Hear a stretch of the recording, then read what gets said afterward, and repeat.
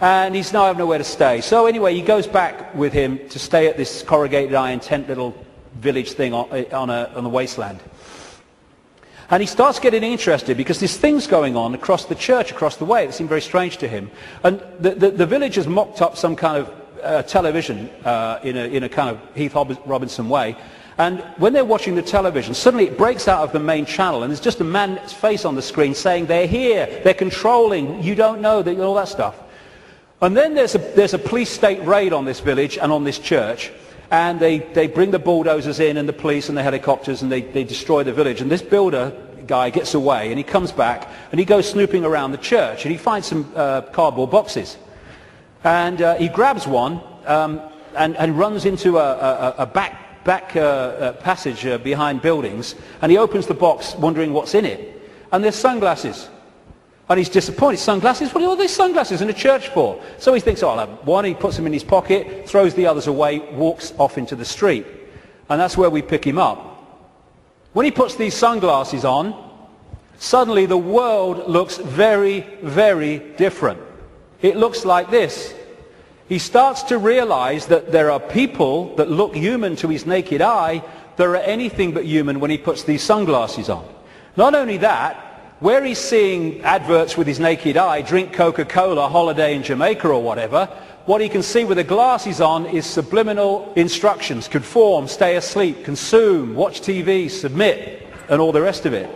All on levels that he can't see. Other people who haven't got the glasses, they're interacting with various people, but he can see are not human. He looks at the president making a speech. He's not human when he looks at him through the glasses. Same with a number of people in law enforcement. Newsreaders were the same.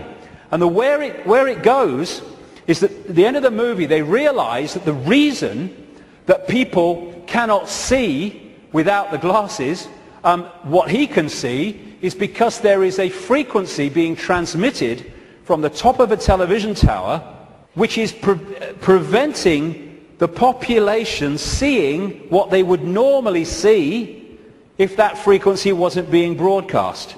And what they do is they break the broadcast frequency, they stop the dish working, and people are sitting in bars, and suddenly they can now see the guy next to them's not human. What a bloody laugh that would be, wouldn't it? And there's people out having sex and then realizing, hey, I didn't really come home with you.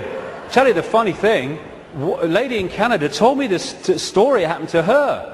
I spoke in Canada years ago now, and I met this lady. She was a power-dressing businesswoman, you know, very of this world. But she'd had this experience, and she was shaking when she told me the story.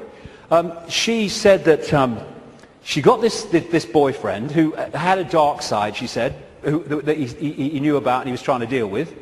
And they come home, and they go into the bedroom, and there was a shelf at top of her bed, and standing there was the book The Biggest Secret, which for the first time I introduced this reptilian thing. He then goes crazy, she said, when he sees the book, and he got her to throw it away. Oh, what are you reading that rubbish for, and all that stuff? Mind you, he's not alone in that. And then they start having sex, and he's kind of on top of her, and she said, I had my hand on the bottom of his back, and suddenly he started getting very, very violent, and I started getting frightened. And she said, then my hand was pushed back. And she said, I looked over his shoulder, and my hand had been pushed back by a tail. He sprouted a tail. She said, I screamed, threw him off, and for a second or two in front of me, he was totally reptilian, and then morphed back to human, and ran out of the house, never seen him again. But these bizarre stories that are bizarre to our reality, I've been told all over the world by people from all different walks of life, people in the Swiss banking system and all that stuff, all different kinds of people. So this frequency is that equivalent of that broadcast dish on the top of that TV tower, which was stopping those people in that movie seeing what they would normally see. Now, when we bring this down into the reptilian world, well, it gets interesting, because we live in a society that is an expression of the reptilian brain. This man, Carl Sagan, a cosmologist, very famous, he wrote a book called The Dragons of Eden, in which he was looking at the effect of reptilian genetics on human behavior. And he said, you cannot, in effect, understand human behavior without understanding the reptilian aspect of all this. And we come back to what I mentioned earlier. This part of the brain, known as the reptilian brain or the R complex to scientists, is so fundamental to human behavior, as I'll explain in a second. And I'm saying that this genetic manipulation that the ancients talk about all over the world by the serpent gods locked us in to the moon matrix through the reptilian brain, because it connects into the hive mind of the reptilian species in the moon. And this, like I say, fundamentally expresses itself as the world that we live in. And I'll come to that more in a second. Now, in the 60s, around that time, there's a guy called Carlos Castaneda who wrote books based on the teachings of a Central American shaman source called Don Juan Matus. Some people say Don Juan didn't exist.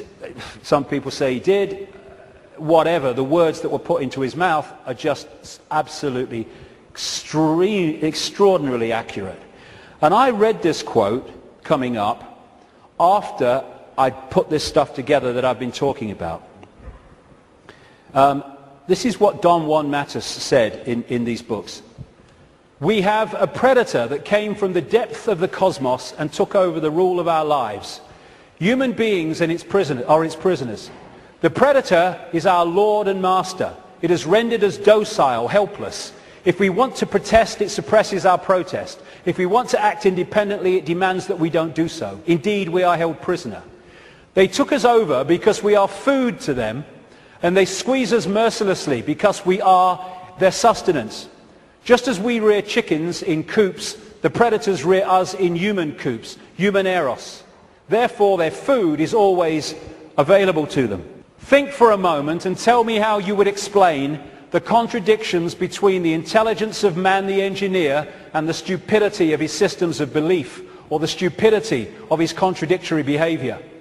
Sorcerers believe that the predators have given us our systems of beliefs, our ideas of good and evil, our social mores. They are the ones who set up our dreams of success or failure. They have given us covetousness, greed, and cowardice. It is the predator who makes us complacent, routinary, and egomaniacal. In order to keep us obedient and meek and weak, the predators have engaged themselves in a stupendous maneuver. Stupendous, of course, from the point of view of a fighting strategist, a horrendous maneuver from the point of those who suffer it. They gave us their mind. The predator's mind is baroque, contradictory, morose, filled with the fear of being discovered any minute now. They gave us their mind. And that is how I suggest they've done it. We are connected if we operate within the hive reptilian brain mind. We are operating on a collective mind, which is pouring out this constant sense of anxiety, fear, worry, stress, because that keeps us within the confines of the frequency range of the moon matrix, i.e. attached to it, and it also elicits the emotional low vibrational energy on which they feed. Behind all these pyramids of banking, medicine, religion, business, politics is the reptilian hive mind. It connects into all these control systems that run our society. And now let's look at the character traits of the reptilian brain. Is this our society or what? This is mainstream science, by the way. From the reptilian brain we get primitive and emotional responses, cold-blooded behavior, lack of empathy if not balanced out by other parts of the brain, and territoriality. This is mine, get out. A desire to control, an obsession with hierarchical structures of power. Aggression, might is right, winner takes all. And it is dominating our sense of reality and our reaction and responses to events and other people. This is the word that sums up the reptilian brain: survive, survival. It doesn't think, it hasn't got the ability to think, it reacts. That's why it can react so fast. There are good things about it. When you're driving along in your car and someone walks in front of you, what rams the anchors on immediately without thinking, instantly, is the reptilian brain.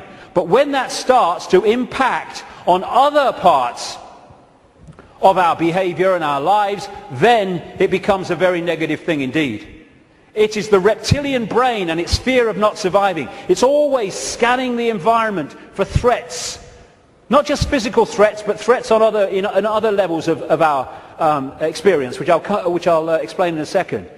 And therefore, the targeting of the reptilian brain and the constant triggering of it is what gives us this constant fear, this constant stress, worry that goes on in all areas of our lives. Will I meet the rent at the end of the month? Oh my God, will I lose my job? Oh my God.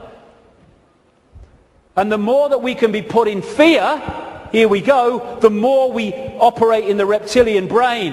That's why we're constantly given reasons to fear and to be anxious. Be afraid, be very afraid. The big bad monster's coming as soon as we've invented him. And when he's gone, we'll have another. Terrorism! Ah! Global warming! Ah! Swine flu! Ah! The economy, I don't look like her, I don't look like him, Constant reasons to fear.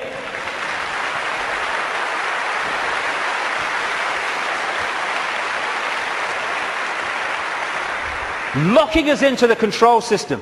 And it's not just physical survival. It's survival of status, of power, of reputation, superiority, intellectual preeminence. Acquiescence to a hierarchy and authority is another aspect of the reptilian brain. I know my place. And you know, when you put information out that challenges the status quo view of scientists and academics, they react vehemently. Why? Because the reptilian brain's kicked in. Survival of their reputation, survival of their belief system. When you put out information that challenges people's religious beliefs, not you're saying you're wrong and all that stuff, you're just saying here's some information which if it's true, that can't be right. They vehemently attack you. Why? Because the reptilian brain's kicked in, because the belief system is in danger of not surviving. Fear of money. Money is fundamentally reptilian brain. Two polarities of it. One, fear of not surviving, fear of not having enough to pay the rent, to eat. And on the other hand, you can get so locked into the reptilian brain, and this is what the hybrid bloodlines do, that you equate survival with far more than is necessary to survive. So you get people, especially in these bloodline networks, who have got more money than they could spend in 100 lifetimes, but they get up with the sun every morning to go and earn bloody more. It's an obsession, it's an addiction, and it's connected to the reptilian brain, which fundamentally drives our perception of reality. Don Juan Matus again. I know that even now, though you never have suffered hunger, you have food anxiety, which is none other than the anxiety of the predator who fears that at any moment now its maneuver is going to be uncovered and food is going to be denied. Through the mind, which after all is their mind, the predators inject into the lives of human beings whatever is convenient for them, and they ensure in this manner a degree of security to act as a buffer against this fear. Sorcerers of ancient Mexico reasoned, here we go, that man must have been a complete being at one point, with stupendous insights, feats of awareness that are mythological legends nowadays. And then everything seems to disappear, and we now have a sedated man. What I'm saying is, what we have against us is not a simple predator. It is very smart and organized. It follows a methodical system to render us useless. Modus operandi, done it many times. Man, the magical being that he is destined to be, he's no longer magical. He is an average piece of meat. There are no more dreams for man, but the dreams of an animal who is being raised to be a piece of meat, trite, conventional, imbecilic. This is what becoming conscious brings us out of. Control of perception is the bottom line of this conspiracy. You know, I'm all for exposing 9/11s and banking scams and not engineered wars, but this is the bottom line, and if we miss it, then we're going round in circles and we'll get nowhere. Interestingly, the Zulu legends say that before the moon came, they used to worship the sun as female, and then everything changed. This change from perceiving the sun as female to worshipping it as male made possible the creation of warlike kings that took what they wanted by force. Everything changed when the perception of the sun changed. And the perception of the sun changed when the moon matrix kicked in and changed our perception of everything.